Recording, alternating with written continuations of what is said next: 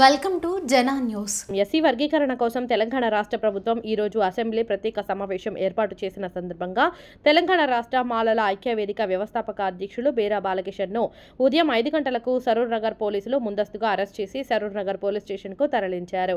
ఈ సందర్భంగా ఆయన మాట్లాడుతూ రాజ్యాంగ విరుద్ధంగా ఎస్సీ వర్గీకరణ చేసి దళితుల మధ్య చిచ్చు పెట్టేందుకు కేంద్ర ప్రభుత్వం మందకృష్ణ మాదిగ కుట్రలు చేస్తున్నారని అన్నారు. దళితుల మధ్య చిచ్చు పెట్టి ఇది ఆధునిక కేంద్ర రాష్ట్ర ప్రభుత్వాలు ఎస్సీ రిజర్వేషన్లను ఎత్తివేసేందుకు కుట్ర చేస్తున్నారని బేరా బాలకిషన్ అన్నారు. ఇకనైనా కేంద్ర రాష్ట్ర ప్రభుత్వాల కుట్రలో పడకుండా ఎస్సీ వర్గాలన్నీ ఏకమైన రిజర్వేషన్లు కాపాడుకోవాలని కోరారు. కేంద్ర ప్రభుత్వంకు చేతనైతే సుప్రీంకోర్టు సూచించిన తీరుగా ఎంపరికల్ డేటా తీసిన తర్వాత జనాభా తమాషా ప్రకారం ఎస్సీ రిజర్వేషన్లు అమలు చేస్తూ పార్లమెంటులో బిల్లు తెచ్చి చట్టం చేయాలని కోరారు. చట్ట విరుద్ధంగా రాజ్యాంగ విరుద్ధంగా ఏదైతే తెలంగాణ రాష్ట్రంలో జరుగుతున్నటువంటి అన్యాయానికి వ్యతిరేకంగా ఎస్సీ వర్గీకరణకు వ్యతిరేకంగా మరి ఈరోజు తెలంగాణ రాష్ట్ర వ్యాప్తంగా మాల సంఘాలన్నీ కలిపి మరి ఇలా ప్రొటెస్ట్ చేస్తూ ఉన్నటువంటి మాట మీ అందరికీ కూడా తెలుసు.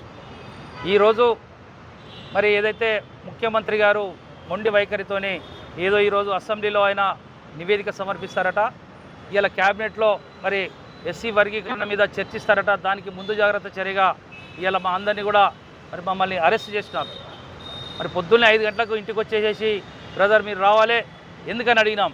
లేదా ఎస్సీ వర్గీకరణకు మీరు పోరాడుతున్నారు కాబట్టి మాకు ముఖ్యమంత్రి గారి దగ్గర నుంచి మాలలందరినీ కూడా అణిచివేయాలని చెప్పి మాకు మెసేజ్ వచ్చింది. కాబట్టి మీ మాల సోదరులందరినీ రాష్ట్ర వ్యాప్తంగా అరెస్ట్ చేస్తూ ఉన్నాం.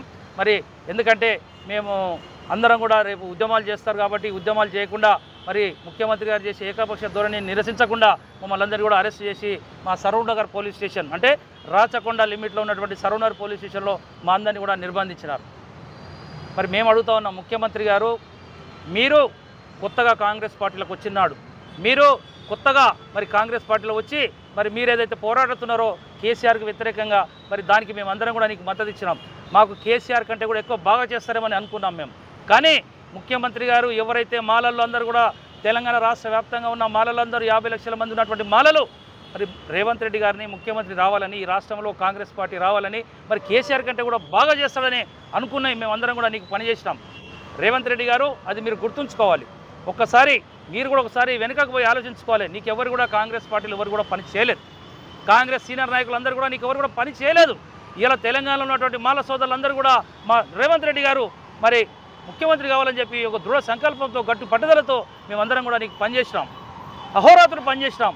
కానీ నువ్వు ఇస్తున్నది ఏంది? ఇలా ఎవరైతే నీకు అధికారం కోసం అధికారం కోసం నీకు పాకులాడిరో అది నీ అధికారం కోసం మేమంతా బలైనామో, నీ అధికారం కోసం మేమంతా కూడా మరి ప్రాణాలొడ్డి కేసీఆర్కి వ్యతిరేకంగా మేము పోరాటం చేసినామో, ఇలా మమ్మల్ని అందరూ కూడా దెబ్బతీసి మమ్మల్ని అందరూ కూడా మరి ఇలా అరెస్టులు చేసి మమ్మల్ని అందరూ కూడా హింసిస్తూ ఉన్నావు. అంటే ఎవరైతే నీకు అధికారానికి పనికి వచ్చిండో వాళ్ళందరూ కూడా తొక్కేస్తూ ఉన్నావు.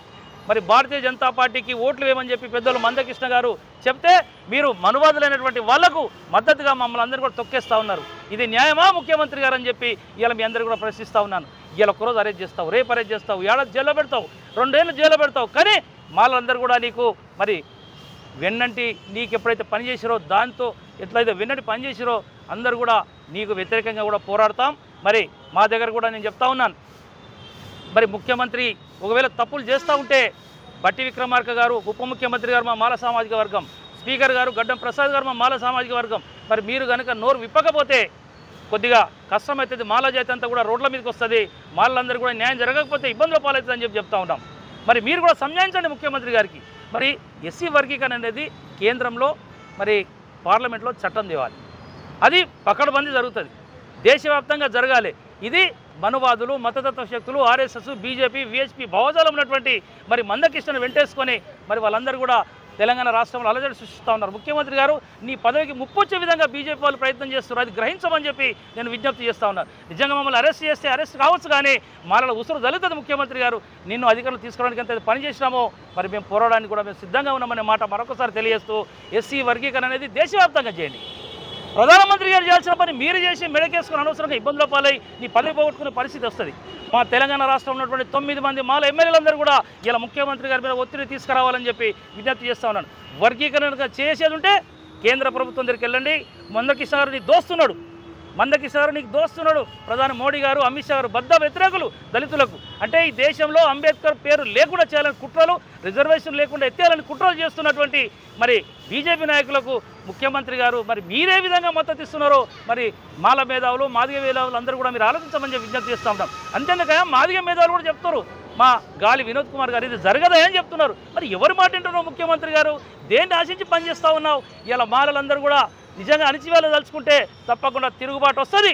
మరి దాంతోపాటు చెప్తా ఉన్నాను, ఇలా మా వివేక్ వెంకటస్వామి గారిని మొన్న ఒక కాంగ్రెస్ నాయకుడు మరి ఘాటుగా విమర్శించినాడు. అంటే ఇది ముఖ్యమంత్రి గారు చెప్పి విమర్శిస్తూ ఉన్నారా ఏందో మాకు అర్థం కావట్లేదు. వివేక్ లాంటి మరి ఒక బలమైన నాయకుడిని, వివేక్ లాంటి ఒక బలమైన లీడర్ను మరి మీరందరూ కూడా ఏదైనా చేయదలుచుకుంటే తెలంగాణ రాష్ట్ర వ్యాప్తంగా, తెలంగాణే కాదు భారతదేశంలో ఉన్నటువంటి మాలందరూ కూడా ఇలా హైదరాబాద్ చలో హైదరాబాద్ కార్యక్రమానికి పిలిపిస్తాం. వివేక్ గారి మీద ఈగ వాలితే కూడా మాలందరూ కూడా రోడ్ల మీదకి వస్తారనే మాట ముఖ్యమంత్రి గారు గ్రహించాలని చెప్పి విజ్ఞప్తి చేస్తూ ఉన్నారు. నువ్వు మొండిగా ఏదైనా చేస్తే తిరుగుబాటు తప్పదని చెప్పి విజ్ఞప్తి చేస్తూ ఉన్నాను. జై మాల, జై మాల.